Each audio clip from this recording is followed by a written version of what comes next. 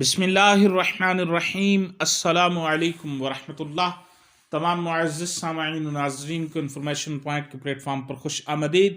سامعین و ناظرین، ہماری آج کی ویڈیو کے اندر ہم سیکھیں گے غصہ بھگانے کا نبوی وظیفہ۔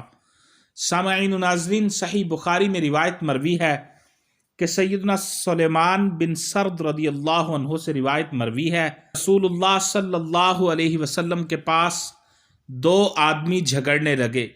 سخت طیش میں ایک دوسرے کو گالیاں بک رہا تھا اور غصے سے اس کا چہرہ سرخ ہو گیا تھا۔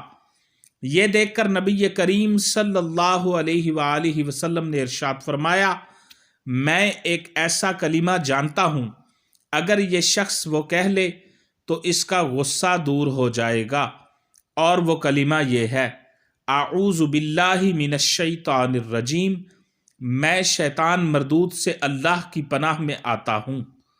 صحیح بخاری کی روایت ہے، سیدنا سلیمان بن سرد رضی اللہ عنہ سے روایت مروی ہے کہ رسول اللہ صلی اللہ علیہ وسلم کے پاس دو آدمی جھگڑنے لگے۔ سخت طیش میں آ کر ایک دوسرے کو گالیاں بک رہا تھا اور غصے سے اس کا چہرہ سرخ ہو گیا تھا۔